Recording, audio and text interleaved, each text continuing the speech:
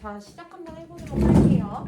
저희가 조금 저희라기보다는 제가 조금 문제가 여러 개가 있었어요. 여러분들의 시험 범위가 벌써 5단원 그리고 7단원이 나간 친구들도 있고 5, 6단원 일부가 나간 친구들도 있고 그리고 아직 시험을 보지도 않았고 다음 주에도 보지 않을 그런 6, 8단원이 시험 범위인 친구들도 있어요. 그래서 어쨌든 한 사이클은 거의 다 돌린 것 같거든요. 근데 은지 같은 경우에는 7단원 여기를 안 나갔잖아요. 이론을. 그래서 여기는 제가 영상을 드릴게요. 저번에 같이 했었던 영상이 있어요. 그거를 전달 드리는 걸로 하고 그러면 저희가 전체적으로 다 안 한 단원이 여기 B열부터 열팽창이었거든요. 그래서 여기를 조금 오늘 그냥 진도를 나갈게요. 시험 때문에 그냥 한다라고 생각을 해주시면 좋겠습니다. 자, 그리고 당분간은 계속 시험 대비를 하지 않을 거예요. 너무 지쳤어. 쌤도 너무 지쳤고 여러분도 너무 지쳤어요. 그래서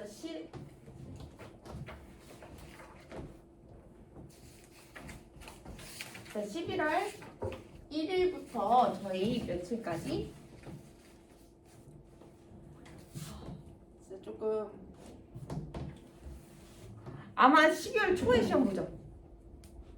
12월 초죠. 아세요? 정확히 몰라요? 제가 적어놓은 게 있었을 텐데 여기도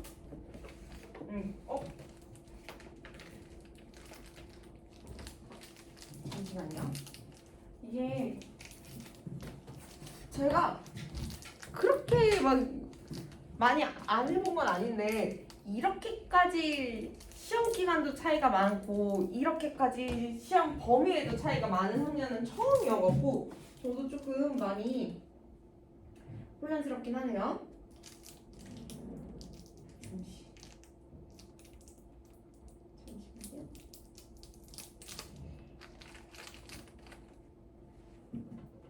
제가 적어놓은 게 있거든요. 기말고사를 안 적어놨구나. 아니야 적어놨어. 미안해요. 자, 중2 일단 9월 여중이 12월 8일, 9일 이렇게 시험을 봐요. 12월 8, 9일 네, 그렇게 볼 거고 그리고 9월 중이 12월 16일, 18일 한 주 차이 난다고 보시면 되겠고 정각중은 그냥 깍두기 1월 19일, 20일 이렇게니까 그거는 이제 그쯤에 맞춰서 제가 그냥 보충으로 진행을 하는 걸로 하고요. 자, 요렇게니까 9월 여중 기준으로 2주, 9월 중 기준으로 3주 이렇게 시험 대비 진행한다라고 생각을 해주시도록 하죠. 근데 저희가 아예 안 했던 거를 2주, 3주만 한다는 게 아니고 한 번 다 돌리고 진짜 한 번이 뭐야? 거의 한 3, 4번은 다 돌렸잖아요. 그러고 나서 오는 거니까 한 2, 3주까지만 해보도록 할게요. 괜찮으실까요? 자, 그래서 2, 3주면은 언제까지냐? 제대로 정신 차려야 돼. 날짜를 좀 제가 계산을 좀 잘 못하더라고요. 6일, 29일, 그리고 22일까지. 자, 여기는 그냥 우리 중3 거 합시다. 중3 체크 좀 합시다. 정각중 시험 안 끝난 거 알겠는데 그래도 그냥 합시다. 괜찮으시죠? 문제만 제가 계속 드릴 거예요. 문제 부족하진 않게 계속 추가로 드릴 거예요. 괜찮으세요? 네. 자, 그러면 여기 체크 마무리 하는 걸로 그렇게 결론을 지어보도록 하겠습니다. 괜찮으실까요? 불만 있다. 조금 의견이 있다. 아예 이랬으면 좋겠다. 없으실까요? 없으시다면 자, 저희 그러면 한번 시험 대비 교재를 그냥 오늘 총 정리를 한다라고 생각을 해도 될 것 같아요. 오늘 어차피 체크 가져온 분도 없으시죠? 체크 없으니까 오늘 이 시험 대비 교재를 그냥 전체 다 마무리를 짓는다라고 가보도록 하겠습니다. 자, 그러면 진행해 보도록 할게요. 일단 처음에 나가지 않았던 고기부터 한번 가보도록 할게요. 우리 한 번도 안 나갔던 데 있잖아. 자, 89쪽부터 한번 가보도록 할게요. 질문은 없으셔도 숙제에 대한 없으시다. 있으시다면 그거는 개별적으로 제가 질문을 받아드리도록 할게요. 너무 지겹잖아. 우리 새로운 것 좀 하자.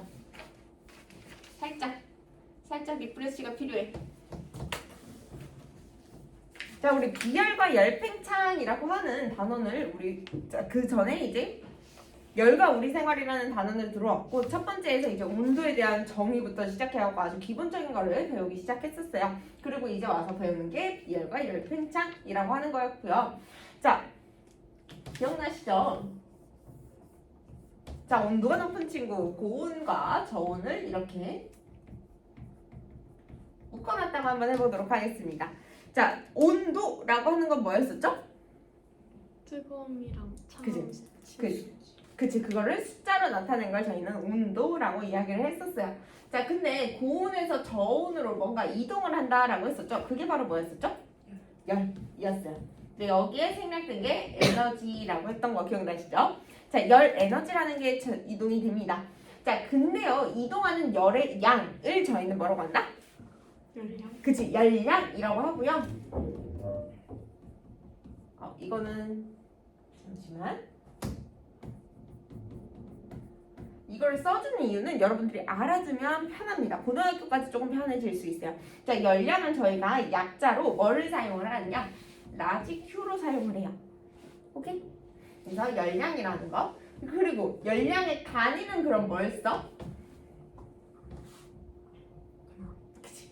칼로리 혹은 뭐 킬로칼로리. 요런 것들을 사용을 해 주십니다. 괜찮죠? 그래서 1칼로리, 1kcal의 정의가 뭐야? 까먹었죠? 자, 얘는 1을 만들어 주시면 돼요. 자, 기준들만 정해 주시면 돼. 어떤 물질 1kg을 어떤 물질? 근데 물.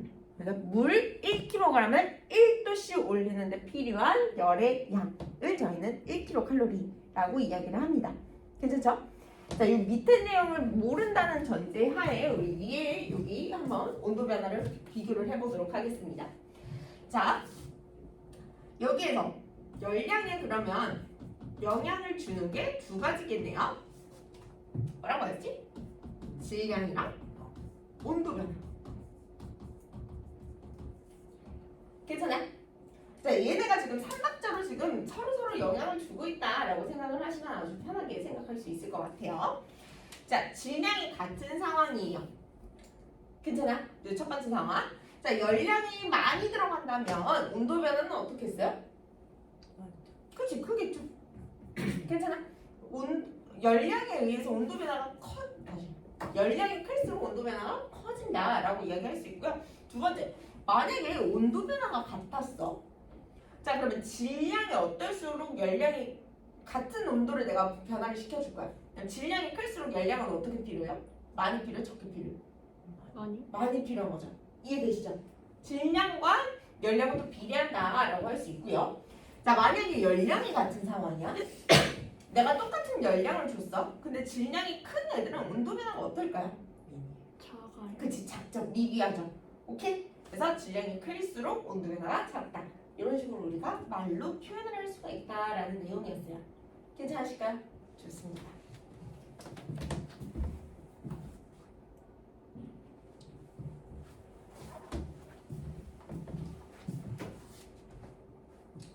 자, 그러면 우리 이제 비열을 봐줘야 되죠.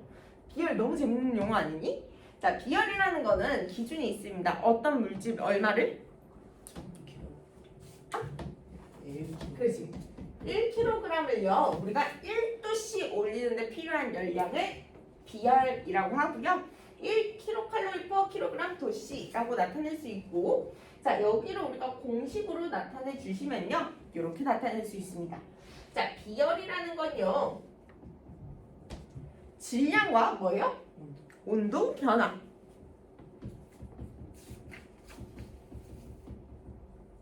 의 열량으로 나타낼 수 있어요.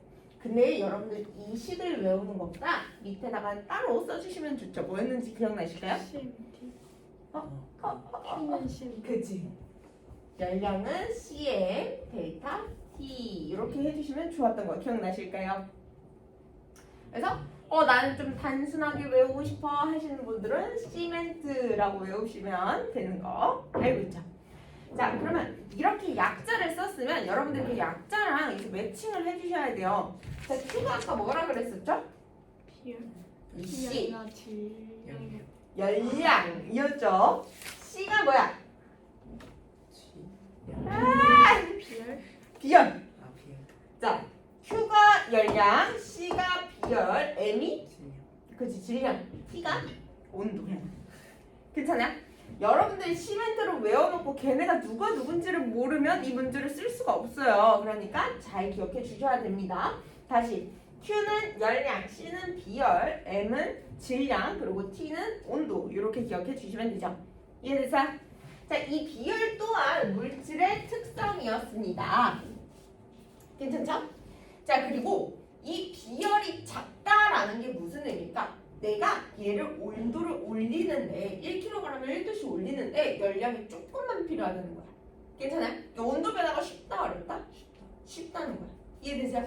비열이 작으면 온도 변화가 쉽다. 이해되실까요? 설명됐어요? 응. 그치 됐어요? 됐어요. 자, 그리고 우리가 가열 시간 온도 그래프를 이런 식으로 나타낼 수가 있습니다. 그러면 여기서 의미 있는 것들이 뭐가 있는지 한번 가보도록 할게요. 자, 가열 시간이 뭐에 해당하는 거라고 생각하면 될까? 온도 아니다. 왜 둘이 오답을 동시에 말하지? 이게 뭐야? 열량이라고 생각해 주시면 돼요. 자, 우리가 어떠한 불꽃, 열원을 가지고 일정 시간 동안 이렇게 가열을 하는 거잖아. 그러니까 뭐 내가 10만큼 주는 거야, 시간당. 자, 근데 내가 2시간 느꼈어. 그럼 20만큼 갔을 거잖아. 그래서 이 가열 시간이 의미하는 게 열량이랑 거의 비슷한 말이다 라고 생각을 해주시면 돼요. 자, 여기 온도는 뭐 온도인 거고. 자, 그럼 여기서 기울기에 대해서 한번 생각을 해볼까요? 일단 안 적으셔도 돼요. 자, 기울기는 우리 X축분의 Y축이라고 했었잖아요. 그래서 Q분의 T 이렇게 나타낼 수 있네. 괜찮아요? 자, 그리고 면적에 해당하는 건 Q 곱하기 T, X축 곱하기 Y축이니까 괜찮아요? 이제 얘네가 의미가 있는지 없는지를 한번 파악을 해보도록 할게요. 자, Q 곱하기 T의 의미가 있어 보일까요? 얘로 뭔가 만들 수 있을까요? 없죠. 오케이? 근데 여기서 면적은 의미가 없습니다. 자, 그러면 여기 기울기에서 한번 봐보도록 할게요. Q분의 T 어떻게 만들어? 얘 넘기고 이렇게 넘기면 되지. 얘는 CN분의 1이다 라고 가주시면 되겠죠. 만약에 얘네가 질량이 같았던 물질이라면 얘는 뭐야? 비열에 반비례하는구나 라고 확인을 할 수 있다는 거죠. 이해되세요? 이해됐어? 아니면 똑같은 물질이었다면 질량에 반비례하는구나 하고 문제를 풀 수 있다는 거죠.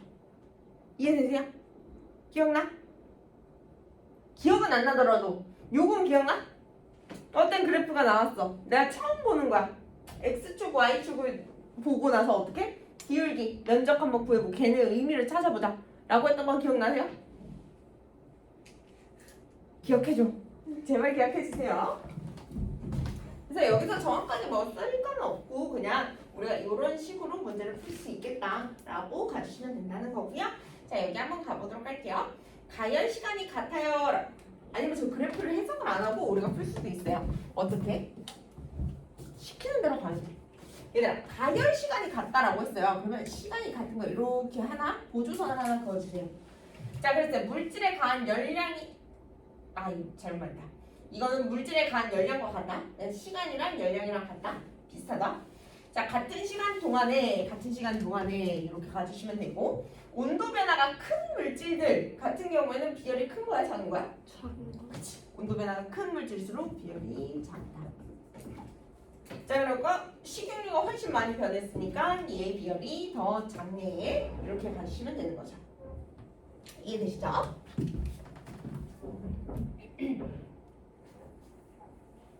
그래서 우리가 이런 비열 문제 같은 경우에는 조금 맥락성을 파악하는, 좀 상황적으로 이해하는 그런 것도 가능하고 아니면 공식을 쓰는 것도 가능해요. 근데 저는 둘 다 좀 안 놓쳤으면 좋겠어. 그래서 둘 다 한번 하나하나 나눠서 풀어보도록 할게요. 여러분들이 제일 만만하게 생각하는 건 뭘까요? 공식일 것 같아요. 그래서 공식을 한번 가보도록 하죠. 자, Q는 CN 델타 T. 델타 T라고 쓰셔도 되고 아니면 그냥 T라고 쓰셔도 돼요. 오케이? 자, 질량이 같다라고 했어요. 그러면 그 질량을 저희는 동그라미를 이렇게 쳐줍니다. 자, 그리고 같은 열량을 가한대요. 이번에 열량도 같이 가야 되네. 괜찮아요? 자, 그럴 경우에 온도 변화가 크네. 괜찮아요? 그러면 비열은 어때요? 작아요.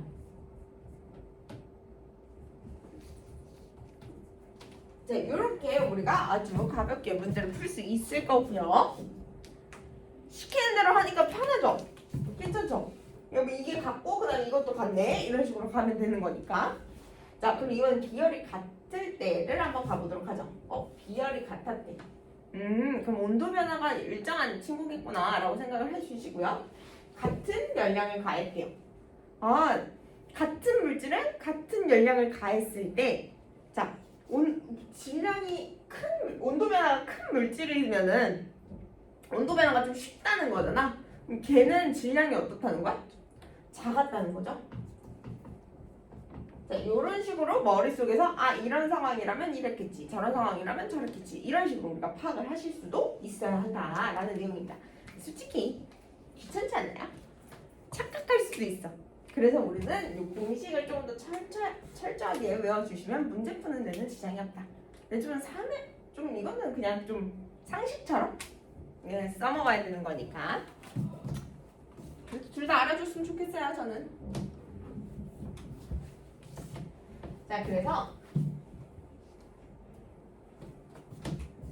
저희 비열에 의한 현상을 한번 보도록 할게요. 자, 비열에 의한 현상에서 대표적인 거는 물과 관련된 겁니다. 물의 비열은 큰 편이었나요? 작은 편이었나요? 큰 편이었죠. 자, 물의 비열은 매우 커요. 매우 크면은 온도 변화가 크게 일어날까 작게 일어날까? 작게. 그치? 온도 변화가 작아요. 그렇게 해서 나타나는 현상들입니다. 자, 우리 몸의 몇 퍼센트? 70%가 물입니다.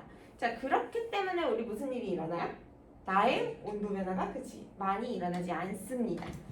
자, 그래서 외부 온도의 급격한 변화에도 체온을 일정하게 유지하는 데 중요한 역할을 해줍니다.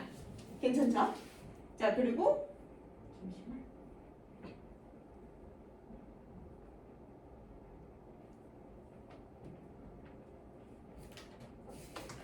자, 우리는 그렇게 하고요. 낮에는 모래랑 바다 중에서 어디가 더 시원하죠?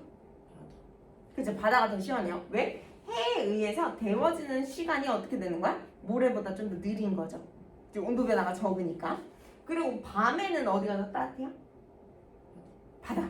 식어야 되는데 바다가 조금 덜 떨어진 거지. 이해되세요? 자, 그런 식으로 우리가 비열에 의한 현상이 나타날 수 있고요. 자, 똑같은 얘기로 해안 지역이 내륙 지역보다 일교차가 적습니다. 왜냐면 해안 지역은 온도도 좀 덜 올라가. 그리고 온도도 좀 덜 내려가. 그렇게 생각해 주시면 돼요. 오케이? 좋습니다. 제일 중요한 거는 사실 여기죠. 지겹지만 재밌잖니 이거?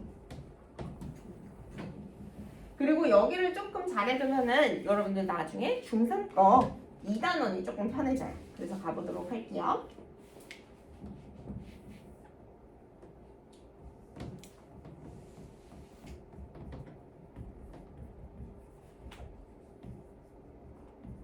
자, 아침이고요. 바다와 육지가 이렇게 있는 상황이라고 한번 해보도록 하겠습니다.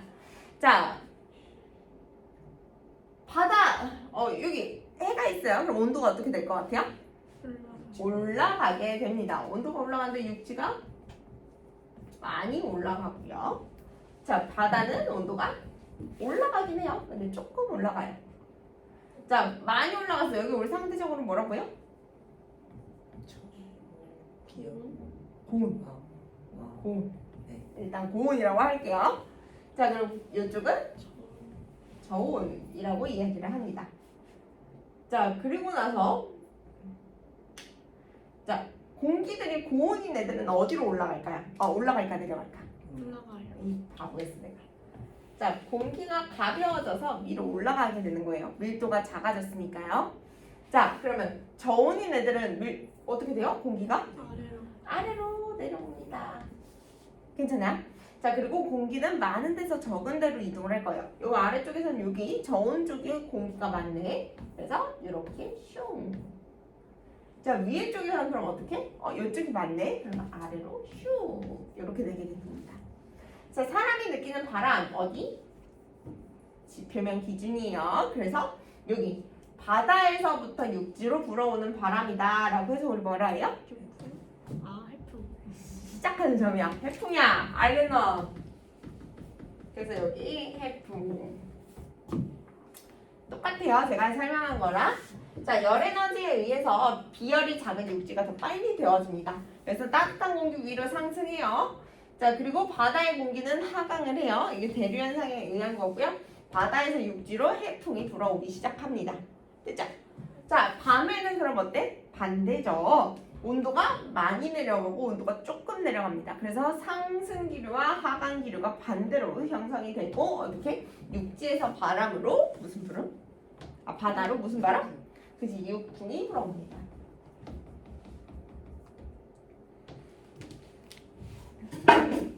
괜찮으실까? 좋습니다. 자, 여기까지가 비열과 같은 내용이었다면 이제는 열팽창과 관련된 내용을 좀 한번 봐보도록 할게요.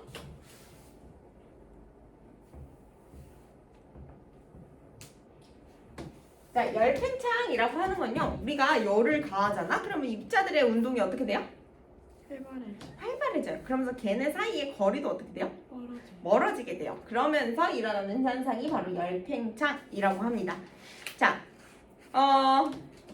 어떻게 생각을 해주시면 되냐면 분자 사이의 거리가 멀어지는 거예요.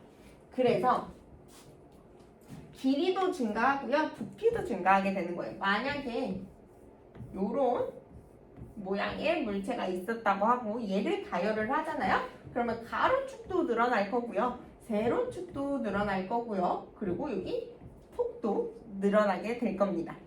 괜찮아? 가로, 세로, 폭, 제 맘대로 썼네요. 좀 이상하게 말한 것 같은데 아무튼 이 3면이 다 어떻게 된다? 드러내. 늘어난 거야. 이 세 개의 길이 모두 다 늘어날 수 있다. 이렇게 늘어나는 정도는 어떨 것 같아요? 달라요. 조금씩 달라요. 여기 만약에 분자 사이에 뭐 입자가 10개가 있었던 상황이랑 5개 있었던 상황이랑 벌어지는 정도가 달라지겠죠. 그래서 딱 플러스 1, 플러스 1 이거는 아니다 라는 거. 오케이. 자, 가보도록 하죠. 자, 물체에 열을 가할 때요, 물질의 길이 또는 부피가 증가하는 현상을 저희는 열팽창이라고 하고요.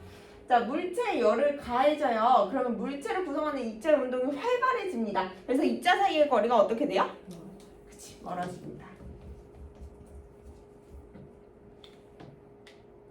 그래서 물질의 종류나 상태에 따라서 열팽창 정도가 다 달라요. 이해되시죠? 자, 그래서 열에 의해서 고체의 길이 또는 부피가 증가하는 현상을 저희는 고체의 열팽창이라고 하고, 이 위에 거는 그냥 액체, 고체, 기체 다 상관없이 일어났던 거야. 자, 열팽창 정도가 다른 두 메탈을 저희가 붙여놓은 게 있었어요. 그게 뭐였는지 기억나시나요? 그치.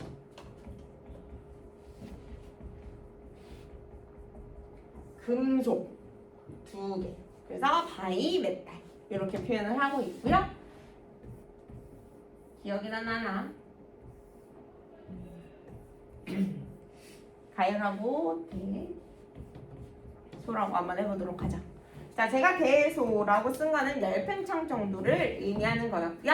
자, 열팽창 정도가 큰 친구는 어떻게? 더 많이 길어질 거고요. 자, 열팽창 정도가 작은 친구는 작게 이렇게 될 겁니다. 자, 근데 얘네 접촉한 면은 어때야 돼요? 항상 같아야 돼요. 자, 그러면 어느 쪽으로 휘어져야지 얘가 이렇게 길이가 유지가 될 수 있을까요? 아래쪽.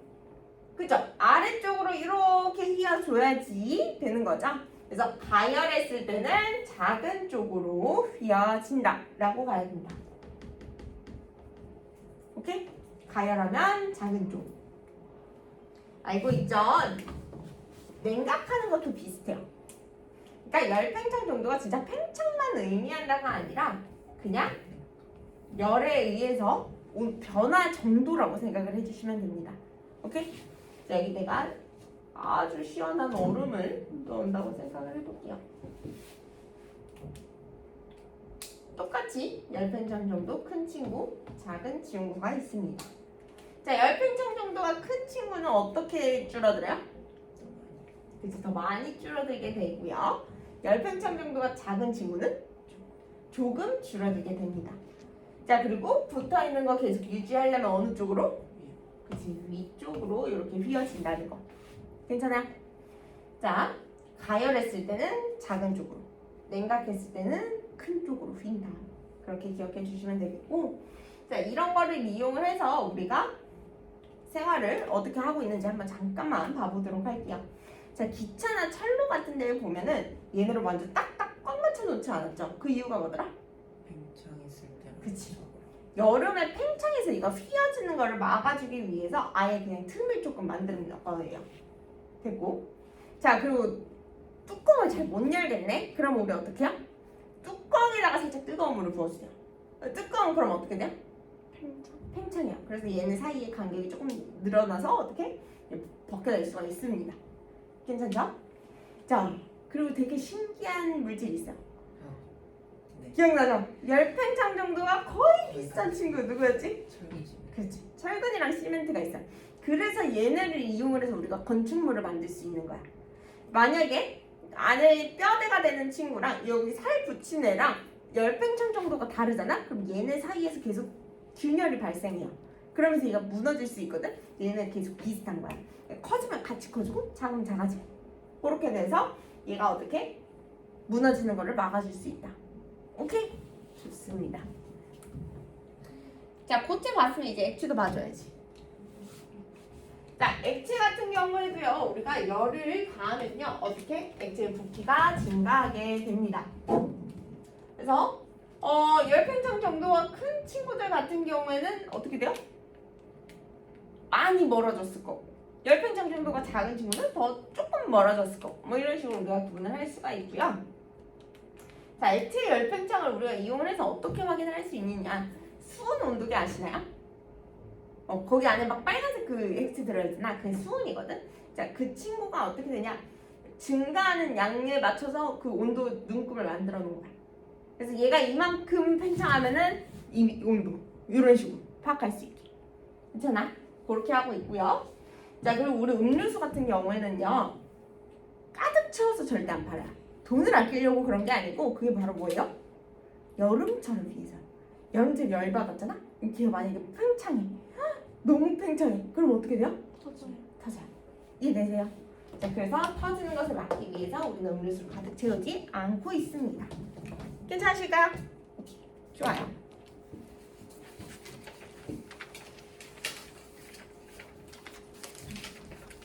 자연재해는 하지 맙시다. 자연재해는 안 할 거고요. 오케이? 아, 근데 이거 다 끝나면 근데 우리 지금 갖고 있는 게 없어요. 그래서 전체적으로 우리 그냥 한번 복습만 할게요. 왜냐면 전체 복습이 여러분들 기말고사 범위입니다. 왠지 알죠? 5단원 5단원 했고 6단원 8단원 시험 범위 기말고사. 그리고 은진한 67? 67에서 67 아니야? 6, 7, 8이래? 6, 7, 8. 그리고 우리 설안에는 5, 7 이렇게가 시험 범위겠지? 또 시험 범위가 또 5, 6, 7, 8이야. 그러니까 제가 그냥 한번 복습하고 우리 다음에 한번 다시 복습하고 그렇게 할게요. 괜찮으시죠? 그리고 지금 좀 생생하지 않니 얘들아? 그지? 좀 생생하지 않아? 아닌가?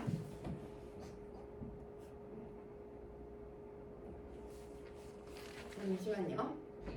이왕 이렇게 된 거 그냥 진도 교재로 한번 제가 전체 한번 복습을 시켜드리도록 하겠습니다. 시험 대비 교재는 이제 지겹잖아. 전체 단원 복습. 지겨워. 지겨워도 지겹지 않게 조금만 힘내서 다음 주부터는 진짜 체크체크 가지고 오시고 제가 까먹을 수 있으니까 여기다 써놓겠습니다.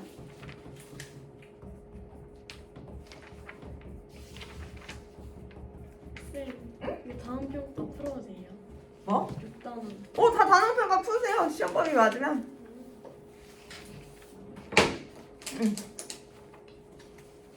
자, 이제 책 마무리 한번 다 지어보시면 될 것 같고요. 사실 기말고사 때는 조금 여러분들한테 줄 수 있는 문제들이 좀 적을 수도 있긴 해요. 왜냐면 이미 중간고사 때 너무 많이 줘서 겹치는 걸 드릴 수도 있고. 그래서 혹시나 그렇다면 말씀을 해주시면 좋겠습니다. 가시죠. 기억나시죠? 다 너무 기억나시지? 아, 얘들아, 진짜 여러분들도 지겹겠지만 저도 지겨워요. 많이 지겨워요. 저 심지어 다른 친구들 데리고 또 한 적도 있어요. 저 이거 조금 많이 지겨워요. 그래도 우리 같이 한번 전체 복습해 보도록 할게요. 어렵지 않으시죠? 생물 구성 단계부터 가보도록 하겠습니다. 우리 생물 어떻게 생겼어요? 제일 가장 기본적이 되는 단위. 그치? 세포로 되어 있습니다. 자, 생물의 몸을 구성하는 기본 단위라고 이야기를 하기도 하고 구조적, 기능적 기본 단위다. 뭐 이런 식으로 표현을 하기도 해요. 여러분들 교과서에 어떻게 나와 있는지 확인을 해주시면 좋겠습니다. 자, 그리고 세포들이 모여서 비슷한 모양과 기능이 생긴 기능의 세포들이 모여서 만들어진 거 뭐였었죠? 조직이었고요. 자, 그리고 고유한 기능을 하는 그런 게 있어요. 그게 뭐였었지? 이제 기관이었었고요. 그리고 걔네가 모여서 기관계가 되고 그리고 개체가 되고 있습니다. 자, 동물이니까 기관계가 포함되는 거였었지 식물은 뭐였었죠? 조직계가 포함되어 있다라는 거 기억해 주시면 되겠고요. 근데 두 분 시험지 안 갖고 오시나? 아, 내가 받았구나. 내가 줘야 되는구나. 미안하다. 내가 일단 줄게요. 조금 정신이 없어요. 제 정신이 아니에요. 미안해요. 자, 영양소 같은 경우에는요. 우리가 에너지를 낼 수 있는 친구와 에너지를 낼 수 없는 친구로 나눌 수가 있습니다. 에너지를 낼 수 있는 친구 누구였었죠? 그렇지. 주 영양소라고 표현하고 3대 영양소라고 표현을 했어요. 그게 뭐였었지? 그렇지. 탄수화물, 단백질, 지방 이렇게 세 가지였었고요. 탄수화물은 1g 먹으면 몇 킬로칼로리 채워주기? 4kcal를 우리가 쓸 수 있고요. 단백질은요? 4kcal이요. 자, 그럼 지방은요? 그치, 저 친구만 9kcal를 쓸 수 있었어요. 그래서 지방이 있는 걸 많이 먹으면 된다, 안 된다? 안 된다. 자, 그리고 탄수화물도 내가 먹으면 어떻게 돼요? 내가 이거를 먹고 쓸 수 있으면 다 쓰거든? 근데 못 쓰고 남잖아요? 그럼 우리가 지방으로 전환을 해서 저장을 해놓습니다. 그렇게 봐주시면 되겠고요. 특히 우리 성장기 친구들은 단백질을 많이 드셔줘야 돼요. 아우 지겨워. 하지만 지겹다는 소리 이제 그만. 금지. 근데 안 더우세요? 그냥 괜찮아요. 그래요? 딱 좋아요? 오케이. 덥거나 그러면 말해주세요. 자, 그리고 영양소를 낼 수 없는데 우리 몸에 필요한 친구들이 있어요. 그 친구들은 바로 부영양소라고 이야기를 하고 있고요. 대표적으로 무기압류, 바이타민, 물 이런 것들이 있습니다. 무기압류는 그냥 탄소가 있지 않은 그냥 이온들이라고 생각을 해주시면 돼요. 칼륨, 칼슘, 인 이런 것들 있잖아요. 그런 것들이 저기에 해당하는 거고요. 바이타민 같은 경우는 옛날 비타민이라고 불렀던 친구예요. 자, 그래서 A, D, C, D 이런 기타 등등이 존재하고 있습니다. 자, 이 비타민 같은 경우에는 양이 많이 필요하다, 조금 필요하다? 그래, 조금 필요해요. 그 대신에 얘가 너무 많아도 문제고 얘가 너무 적어도 문제거든? 근데 적었을 때가 조금 더 문제가 크기 때문에 우리가 결핍증만 좀 배워줍니다. 비타민 C 부족하면 뭐더라?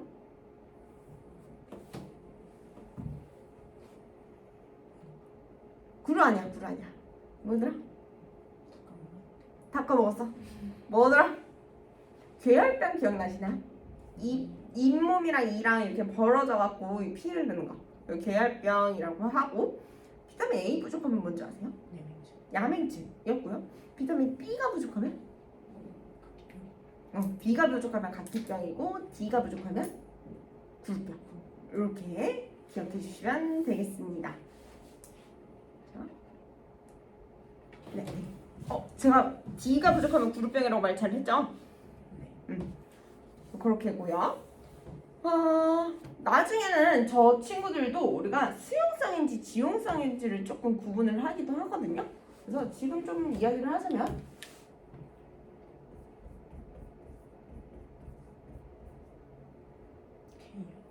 요런 게 비타민이 있어요. 비타민인데 A도 있고 D도 있고 E도 있고 K도 있거든. 얘는 그럼 뭐야?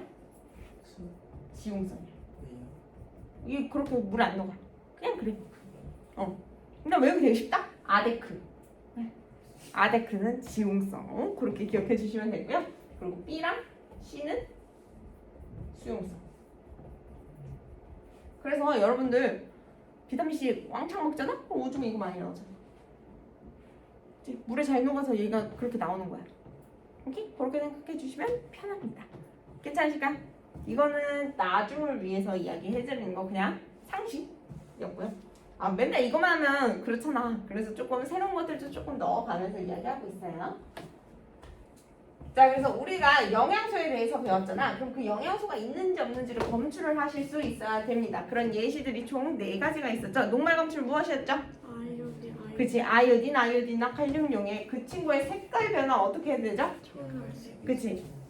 그 청남색으로 변하는 거죠. 황갈색에서 청광남색 이런 식으로 바뀔 거고요. 녹말 분해됐을 때 뭐 만들어주더라? 포도당. 여땅 분해됐을 때 뭐가 만들어주더라? 포도당. 포도당. 포도당 무슨 색, 뭐로 검출해요? 베네 그치, 베네딕트 용액이었습니다. 베네딕트는 가열이 필요했나 안 했나? 필요해요. 그치, 가열이 필요합니다. 자, 얘는 그럼 무슨 색에서 무슨 색으로 변하죠? 그치, 푸른색에서 황적색으로 바뀌게 될 거예요. 그래서 기본 색깔을 외워야 되는 경우가 있고 안 외워도 되는 경우가 있거든. 좀 외워주시면 좋아요. 뭐 그럼 외우면 좋은 것들이 너무 많아서 좀 힘들긴 하겠지만 어쨌든 외워주시면 좋아요. 자, 그 다음에 단백질 검출 누가 하죠? 그치, 뷰렛 용액이었었죠. 그래서 걔 조성 같은 경우에는 뭐 5% 수산화는 나트륨 수용액이랑 1%의 황산구리예요. 자, 황산구리가 들어가면 무슨 색일까? 조금 푸른색이에요. 그 구리가 푸른색을 띠고 있거든. 그래서 걔가 푸른색이에요. 근데 원래 푸른색이었다가 단백질이 있으면 무슨 색으로 바뀐다? 보라색. 그치, 보라색으로 바뀌게 됩니다. 이제 마지막 검출 누구? 지방 지방이었습니다. 지방은 누구로? 순색 그치, 수산쓰리로 할 수 있습니다. 자, 얘는 무슨 색에서 무슨 색으로? 붉은에서 선 그치, 붉은색에서 선홍색으로 바뀌게 되었습니다. 괜찮아요? 자, 여기까지 우리가 영양소에 대해서 배웠다면 이제 영양소를 만들어내는 혹은 영양소를 흡수하는 과정에 대해서 한번 봐보도록 할게요. 자, 소화라는 걸 통해서 이루어지게 되는 거죠. 자, 특히 동물 같은 경우에는 스스로 에너지를 만들거나 할 수 없습니다. 자, 그래서 하는 게 뭐예요? 음식물을 먹고요. 그 친구들을 분해를 하는 과정이에요. 그게 바로 소화라는 거였고요. 자, 소화계에 해당하는 친구들은 음식물이 직접적으로 지나가는 관들이 있었고 그 주변에서 그냥 지나가진 않지만 도움을 주는 친구들도 있었어요. 자, 그래서 위에부터 가볼까? 입에서는 무슨 일이 일어나죠? 아밀레이즈. 그치? 아밀레이즈가 나오게 해서 어떻게? 탄수화물을 몇 당으로 분해를 해줍니다. 좋습니다. 자, 그리고 뭐 그런 식으로 화학적인 작용뿐만 아니라 우리가 잘 섞어주고 부셔주고 그런 작용들도 같이 하고 있어요. 자, 그 다음에 어디로 가요? 음식물. 그치? 식도 먼저 지나가야지. 식도 간 다음에 어디 가요? 비. 위로 갑니다. 위에서 무슨 일이 일어나죠? 그치? 펩신에 의해서 단백질. 그치, 단백질이 분해가 됩니다. 근데 단백질 최종 산물까지는 아니고요. 어쨌든 분해가 됩니다. 자, 그렇게 분해된 음식물들 어디로 갈까요? 소정. 소장으로 갑니다. 소장으로 가면 분비되는 물질들이 있고요. 그리고 자기에 박혀있는 물질들이 있어요. 그럼 한번 가보도록 할게요. 자, 처음에 오는 물질은 뭘까? 사실 순서는 없긴 해요. 근데 우리가 배운 첫 번째 물질 뭐가 있었어요? 동물. 간에서 만들고 그치, 쓸개에서 저장했다가 쓸개에서 보내는 쓸개즙이 있었죠. 그치? 쓸개즙은 그럼 뭘 했었지? 지방을 분해를 도와주게 하는 거야. 그 분해를 하는 건 아니고요. 오케이? 자, 그 다음으로 오는 물질 뭐더라? 그치, 이자액이죠. 이자액은 한 세트로 갑니다. 어떤 세트요? 아밀레이즈, 라이페이즈, 그 다음에 트립신, 이렇게 세 개를 한 세트로 보내줘요. 그래서 탄수화물, 단백질, 지방을 조금씩 분해해주는 역할을 하고요. 자, 그 다음에 어디로 가요? 계속 이제 소장 지나갈 거예요. 자, 소장 지나가면서 무슨 일이 일어나요? 최종 단계까지 분해를 해줍니다. 어떻게요? 잘, 그죠? 소장벽에 그 효소가 박혀 있어요. 그래서 최종 단계까지 분해를 하고 그리고 흡수를 합니다. 흡수는 어떻게 했더라? 소장이 그치, 소장이 융털에서 일어나게 되는 거고요. 융털의 부위를 제가 두 개로 나누게 된다면 가운데 뼈대가 되는 뭐? 음주가 암주가, 그리고 그 주변에 보세요. 모세혈관이 있습니다. 자, 암주간으로 흡수되는 물질? 지원성. 그치, 지용성 물질. 지용성 물질 뭐가 있어? 지방산이랑 그치, 지방산? 글리세리드. 모노글리세리드. 그 다음에 어? 그치, ADK 같이 그런 지용성 비타민 이런 것들이 흡수가 되게 될 거예요. 자, 그럼 수용성 물질들은 모세혈관을 통해서 흡수가 되고요. 그런 대표적인 친구들이 그치, 포도당, 아니 물이래. 무경류. 무기염류도 피. 그치, 아미노산 빼먹으면 안 되죠. 아미노산. 그리고 피랑 C, 그치, 비타민 B, C 이런 친구들이 저렇게 흡수가 될 수 있을 겁니다. 자, 그렇게 가주시면 되겠고요. 그럼 대장에서 뭐하지? 음식물들? 물 약간 없어. 그치, 물을 살짝 흡수하고 그냥 이제 나머지 찌꺼기들은 몸 밖으로 보내주는 역할을 합니다. 자, 근데 여기서 물의 흡수가 대부분 일어난다라고 하면 X라는 거 기억나시죠? 대장이 하는 일이 없어서 그래, 그나마 너가 이걸 하지라고 말을 하자라고 해서 지어진 거라고 했었습니다. 자, 실험 당연히 잘 하실 수 있어야 되고요. 제가 조금만 더 제가 넣어요. 많이는 아니고 살짝만 킬게요. 혹시나 추우면 말씀해 주세요. 바로 꺼드릴게요. 자, 우리 이렇게 소화를 시켰어요. 그러면 음식물이 돌아다니고 있는데 어떻게 내 몸 깊숙이한테 전달을 해줄 수 있을까? 그치, 순환을 해주시면 되는 거였었죠. 이젠 조금 쉬워지지 않았니, 얘들아? 시험이 끝나가지고. 다 까먹었어? 아니야, 그래도 약간 남아있어. 약간 남아있어? 자, 그러면 기억나시나요? 나의 심장. 자, 그럼 오른쪽 뭐였었죠? 자 좌, 왼쪽 뭐였었죠? 우, 위쪽 뭐였었죠? 신망 아래 뭐였었죠? 심실 자, 우리 순환의 제일 첫 번째 어디였었죠? 좌심실. 좌심실이요. 좌심실에서 이어져 있는 거 이거 뭐더라? 대동맥 그치. 심실에 연결된 건 동맥, 심방에 연결된 건 정맥 정맥. 근데 여기 좌심실에 연결된 건 대동맥이었었고요. 자, 얘가 어디로 가요? 온몸에 있는 모세혈관으로 갔다고 생각을 해주셔야 돼요. 자, 그런 다음에 어디로 들어옵니까? 신망 우심방으로 가게 돼요. 그래서 피를 한 바퀴 돌고 슉 들어올 거예요. 자, 온몸을 기준으로 해서 오른쪽에 있는 것들은 산소가 많아, 적어? 많죠. 많죠. 그래서 우리 뭐라고요? 동맥. 그렇지, 동맥혈이라고 하고 왼쪽은 정맥. 정맥혈이라고 이야기를 했었죠. 괜찮죠? 자, 그런 다음에 아이고 내 산소가 없는 혈액이 너무 많잖아. 그럼 어떻게 해요? 폐로 보내야 돼요. 그래서 우심실로 가시고요. 그럼 폐, 동맥으로 간 다음에 폐를 거친 다음에 어떻게 해요? 그지, 폐정맥을 통해서 좌심방으로 들어와 주시면 되는 거였어요. 어렵지 않죠? 그래서 심방은 혈액이 들어오는 곳이야, 나가는 곳이야? 들어오는 곳이야. 그래서 심방이랑 연결된 혈관 동맥, 정맥 이렇게 가지시면 되겠고요. 자, 심실은 혈액이 나가죠. 그러니까 여기는 어디? 어디에 연결돼 있어? 동맥이 연결돼 있고 이렇게 가주실 수 있다라고 이야기했었죠. 자, 그럼 여기 판막이 있습니다. 판막 어디죠? 정맥 정맥에 있었고 또 심방이랑 심실. 그치, 심방이랑 심실 사이 또 동맥 사이. 그치, 심실과 동맥 사이에 이렇게 판막이 존재합니다. 판막이 있는 이유는 뭐였었어? 영유를 올바른 영유 영유? 영유 그치, 역류를 방지하기 위해서. 귀가 안 좋아요. 자, 그렇게 되어 있고요. 그럼 거기 안에 들어있는 혈액에 대해서 한번 봐보도록 하겠습니다. 혈액은 우리 고체 성분의 무엇? 고치요.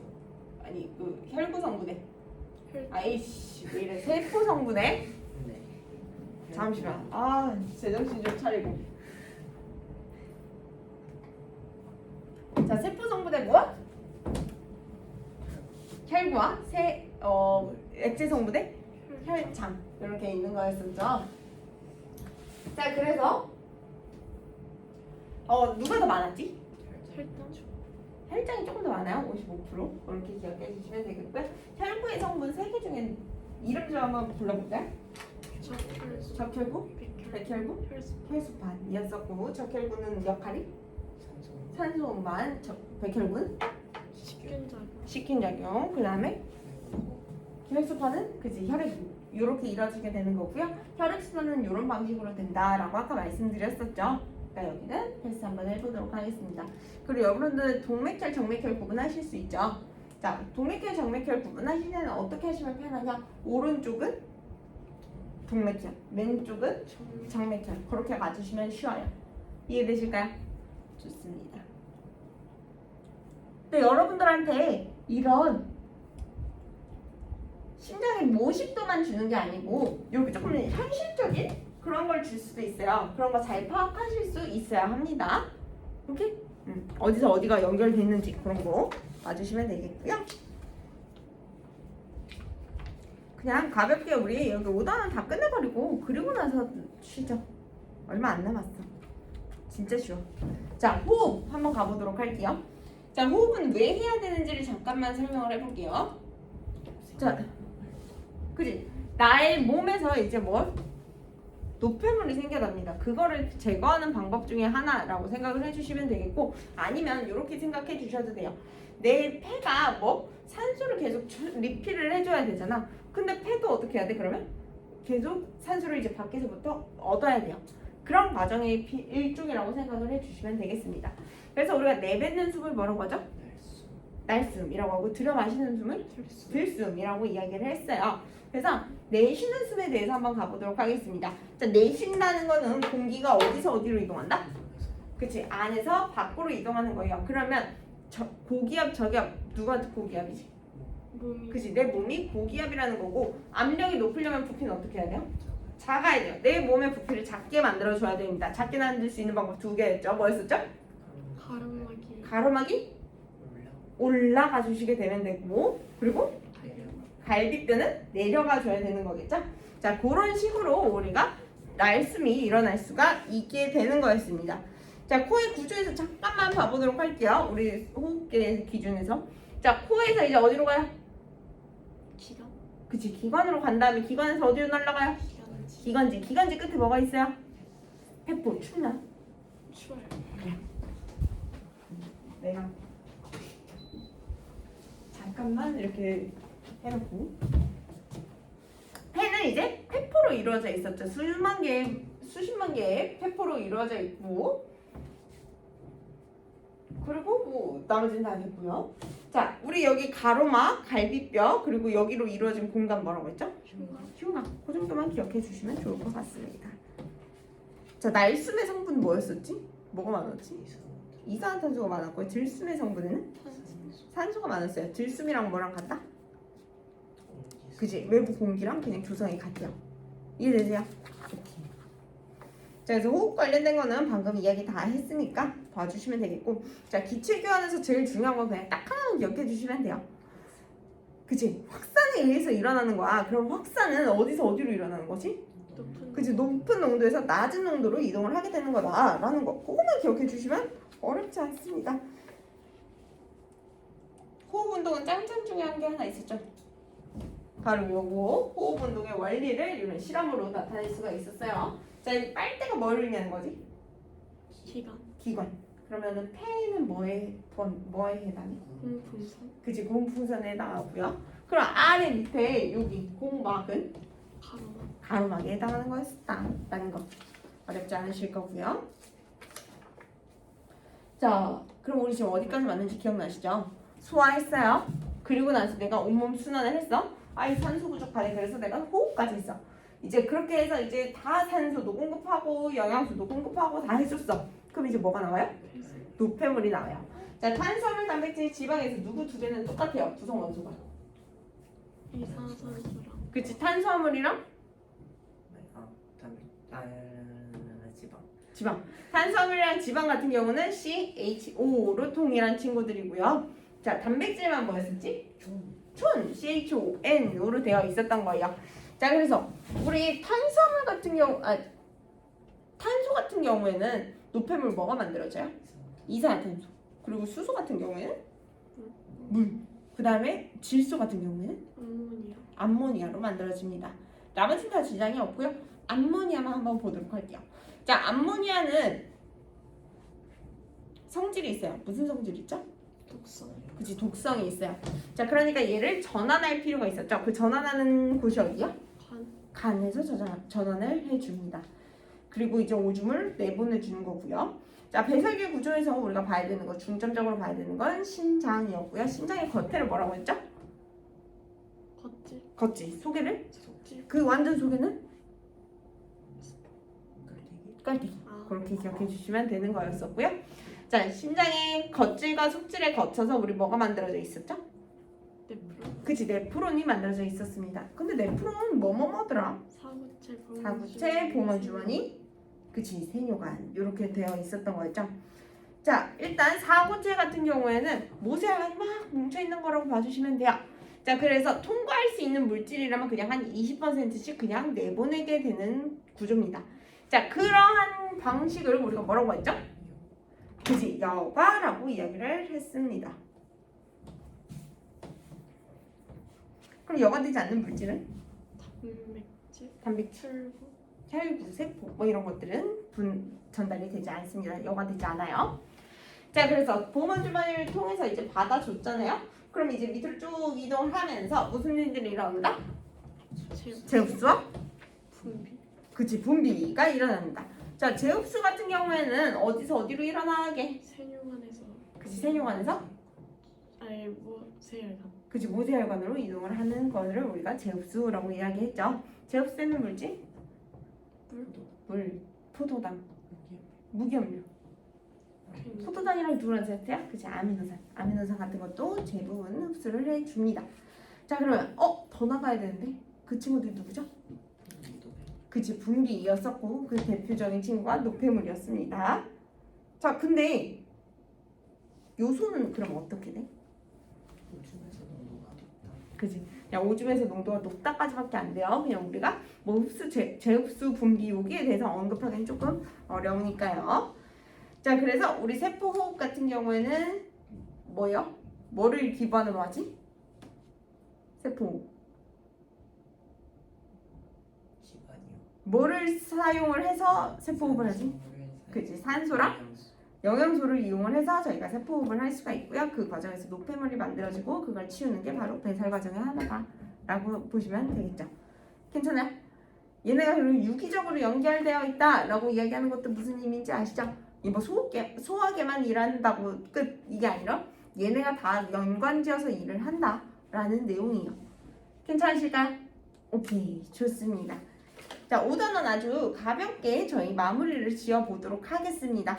자, 그러면 잠시만 쉬었다가 와보도록 할게요.